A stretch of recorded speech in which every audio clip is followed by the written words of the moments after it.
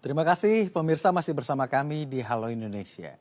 Seorang guru honorer di Karangmuda Cianjur, Jawa Barat bernama Ahmad Jamaluddin membangun sekolah gratis di Jayagiri, Kecamatan Sindang Barang, Kabupaten Cianjur, Jawa Barat. Ahmad rela mengais rezeki dari berjualan sapu ijuk demi bisa membantu anak-anaknya sekitar untuk mendapatkan pendidikan yang layak.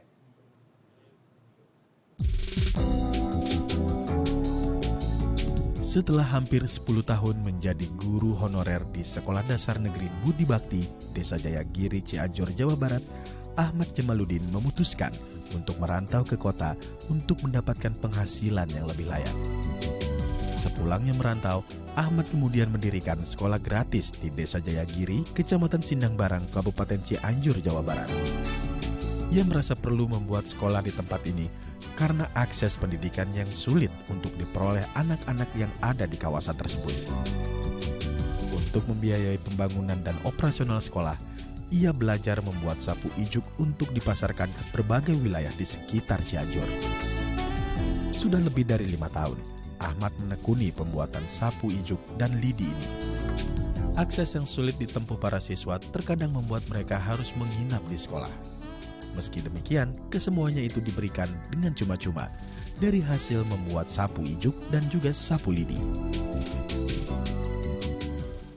Pemirsa, untuk membahasnya lebih lanjut kita telah terhubung dengan Ahmad Jamaluddin, pendiri sekolah gratis di Cianjur. Halo, selamat siang Pak Ahmad. Assalamualaikum, apa kabar? Waalaikumsalam, kabar baik. Ini lokasi sedang di sekolah ya Pak? Ya, saya lagi di sekolah. Baik. Pak Ahmad, saya ingin bertanya, itu sekolah yang didirikan dari jeripaya Pak Ahmad sendiri ada di Jayagiri begitu. Apakah itu juga menjadi tempat tinggal Pak Ahmad?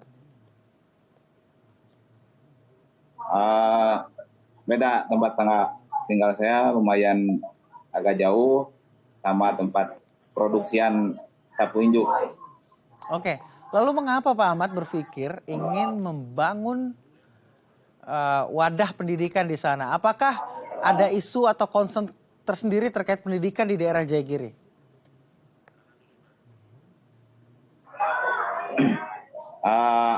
Awal saya mau mendirikan sekolah itu berawal dari perjuangan saya menjadi tenaga honorer selama 10 tahun dan saya juga waktu itu mendirikan sebuah SMP terbuka. SMP terbuka, dari situlah saya mempunyai beberapa pengalaman di masyarakat dan situasi masyarakat di kampung kami ini. Saya mendirikan SMP terbuka dan sayang sekali waktu itu saya terhimpit kendala ekonomi. Akhirnya saya pergi merantau ke luar kota dan sampai keluar pulau juga. Di tengah perantauan tetap hati saya itu terketuk, apalagi semasa-masa saya itu lagi mendirikan SMP terbuka, karena waktu itu masih banyak siswa yang tidak melanjutkan sekolah. Dan waktu itu sekolah yang saya tinggalkan SMP terbuka itu siswanya lumayan banyak. Saya dengan berat hati harus pergi merantau. Dari di perantauan itu saya itu terpikirkan bagaimana caranya saya itu harus bisa pulang dan saya itu harus mempunyai keterampilan ya buat saya pribadi dan juga untuk anak-anak di sekolah juga. Dan akhirnya saya juga pulang ke kampung halaman. Saya tidak membawa modal dari luar kota itu. Cuma saya itu bermodalkan keterampilan sebagai dasar untuk saya hidup. Dan saya bertekad dan saya yakin saya ingin bisa mendirikan sekolah lagi. Karena waktu saya pulang, SMP yang saya dirikan itu siswanya udah tidak ada. Tidak ada, saya ya. Dan akhirnya setelah saya berjalan membuat sapu injuk, sedikit-sedikit saya mempunyai keuntungan. Oke. Saya coba untuk mendirikan SMP IT Pancutilu ini. Oke, Anda sempat mendirikan sekolah SMP begitu ya, lalu terhimpit biaya, lalu Anda merantau, kembali lagi dengan harapan bisa membangun sekolah itu lagi. Mengapa semangat Anda tinggi sekali untuk menciptakan pendidikan di sana? Apa yang Anda lihat terkait pendidikan di daerah Anda? Iya, saya ini sangat sedih sekali di wilayah kami itu, karena wilayah kami itu, masyarakat di daerah kami itu masih kurang gitu perhatiannya tentang pendidikan. Jadi salah satunya itu, yang kedua jarak dari sekolah ke sekolah yang lain sangat jauh, dan faktor jalan juga sangat jelek. Jadi banyak alasan siswa yang tidak melanjutkan sekolah. Dan saya coba itu untuk mendirikan sekolah di sini.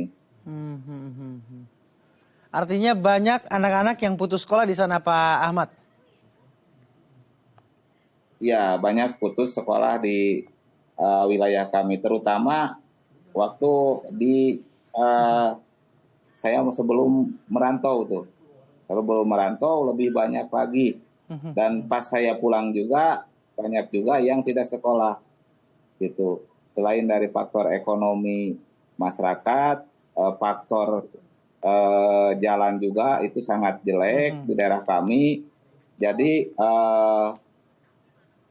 warga yang mau nyekolahkan ke daerah yang lain itu lumayan juga jauh dan jalannya juga jelek. Akhirnya saya berinisiatif untuk mendirikan sekolah.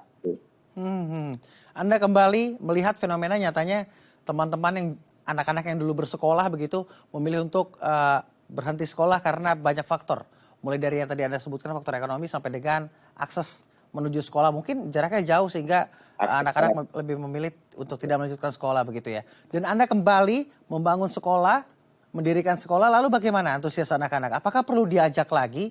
Apakah perlu ada kebiasaan lagi untuk mendapatkan literasi begitu sehingga agak dalam tanda kutip sulit mengajaknya, atau malah anak-anak menunggu hal ini?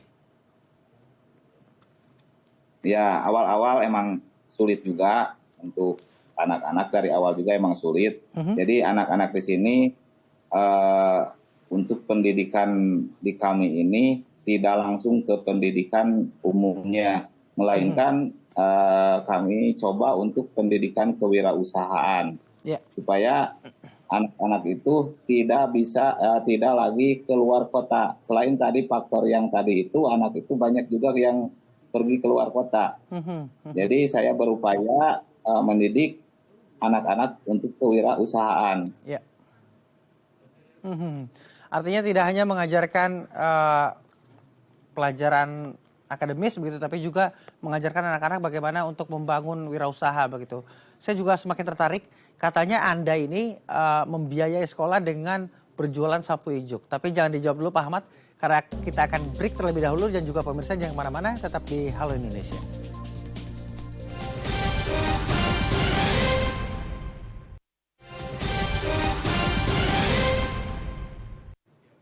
Terima kasih pemirsa, masih bersama kami di Halo Indonesia, masih bersama dengan Ahmad Jamaluddin selaku pendiri sekolah gratis di Cianjur.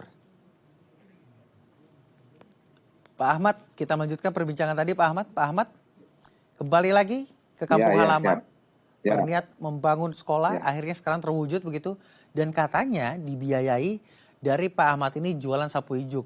Benar nggak tuh Pak Ahmad? Ya, yang dibiayai sapu injuk itu adalah awal-awal pembikinan sekolah dan bangunan yang di sekolah itu. Gimana prosesnya Pak? Yang dibiayai saya. Ya prosesnya saya itu dengan menyicil dengan produksian sapi saya itu. Jadi mendonaturi sekolah saya sendiri gitu ya dengan perusahaan sapu injuk. Ya, Artinya Bapak sudah punya perusahaan sapu ijuk terlebih dahulu ya. Jadi keuntungannya untuk ya membangun sekolah perusahaan. seperti itu. Ya keuntungannya saya untuk membangun sekolah. Luar biasa sekali. Sekarang ada berapa murid Pak yang melanjutkan pendidikan di sana? Murid yang melanjutkan sekolah di sini sekarang ini 76 siswa. 76 siswa yang terbagi dari berapa kelas Pak Ahmad? 3 kelas. Artinya ada 78 siswa yang terbagi 3 kelas. Saya penasaran juga, apakah badan pengajarnya juga hanya Pak Ahmad sendiri atau ada teman-teman yang lain juga tertarik untuk membangun wadah pendidikan di sana? Ya, alhamdulillah teman-teman guru yang 12 orang di sini semuanya mendukung saya untuk tetap mengajar meskipun honornya itu kecil sekali gitu. Yeah. Dan tempat juga sangat minim sekali, bahkan guru-guru itu rela tidak mempunyai kantor ya kalau misalkan menunggu anak itu di tempat mana saja, di warung atau di pos juga gitu, karena belum punya kantor juga. Artinya mereka juga mengabdikan diri di sekolah ini untuk membangun pendidikan di sana. Saya penasaran bagaimana Pak Ahmad mengajak mereka untuk mau. Apa yang Pak Ahmad utarakan pertama kali? Ya, saya ajak kawan-kawan guru di sini itu untuk sama-sama berjuang gitu. Dan mudah-mudahan ke depannya kita itu mempunyai ya penghasilan lebih lah gitu. Ya. Jadi diajak berjuang dulu di sekolah yang kami bangun ini. Apakah di antara 12 guru tersebut sama-sama memiliki harapan yang sama untuk memajukan pendidikan di sana, untuk meningkatkan sumber daya manusia di sana?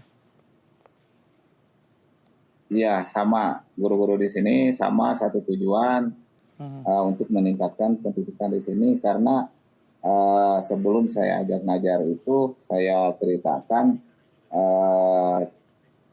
hal-hal yang di sekitar lingkungan sekolah ini gitu, dari masyarakatnya, siswanya gitu.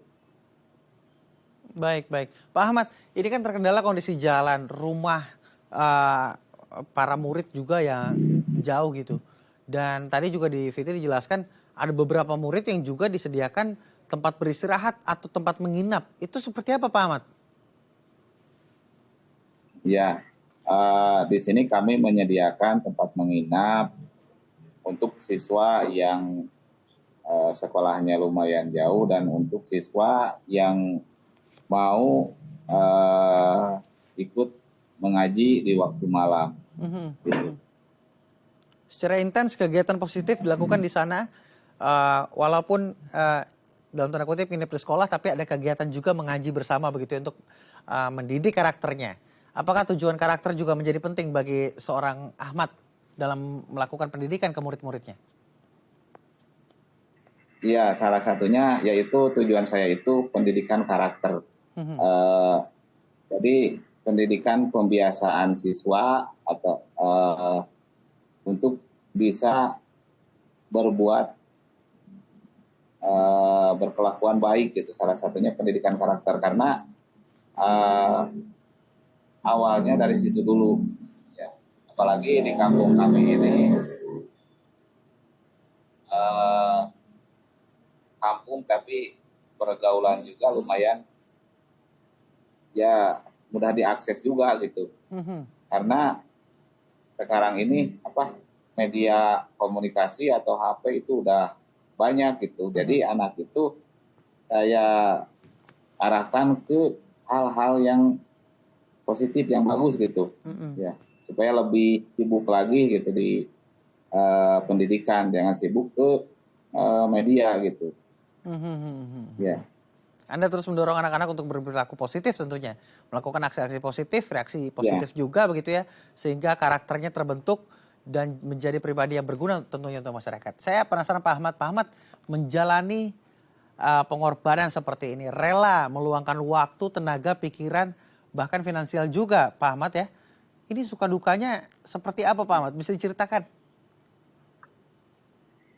Kalau suka dukanya saya ini banyak juga karena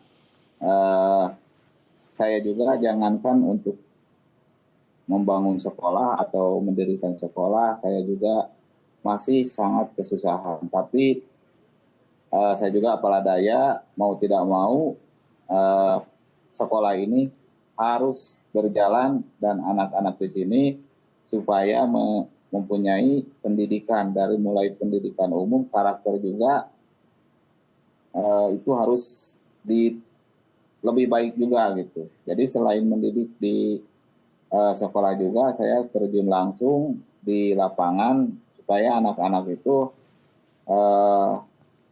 didorong untuk ke pendidikan gitu. Baik. Pak Ahmad terakhir Pak Ahmad, tentunya pendidikan menjadi tanggung jawab pemerintah. Saya ingin tahu apakah ada komunikasi secara langsung dengan pemerintah setempat terkait perkembangan pendidikan di sana termasuk biaya? Ya sejauh ini belum ada komunikasi sama pemerintah gitu. Harapan Anda mungkin yang ingin disampaikan terakhir Pak Ahmad? Harapan saya untuk SMP IT Pancur Biru ini, saya ini ingin mempunyai bangunan yang layak supaya anak-anak didik kami ini lebih semangat lagi sekolahnya dan fasilitas di sekolah juga saya ingin harapannya memadai dan saya juga kasihan gitulah sama guru-guru di sini nyampe istirahat itu di rumah tetangga atau di jalan juga. Itu harapan terakhir saya itu mudah-mudahan usaha saya itu udah berusaha sekuat mungkin, tapi segini adanya mudah-mudahan baik dari pemerintah atau dari swasta bisa membantu sekolah kami. Baik Pak Ahmad, Anda sangat menginspirasi kami sekali. Semoga apa yang kita diskusikan hari ini menjadi inspirasi juga bagi halayak ramai dan juga bisa didengar juga oleh lembaga terkait. Siapa tahu juga mendapat perhatian khusus agar pendidikan di sana juga semakin maju dan memiliki sumber daya yang meningkat. Terima kasih Pak Ahmad telah berbagi bersama kami di Halo Indonesia. Ya. Baik, selamat beraktivitas. Usai jeda, saya akan mengajak Anda menikmati kesenian di Sanggar Seni Gung Leto. Informasinya akan kami sajikan sesaat lagi. Tetap di Halo Indonesia.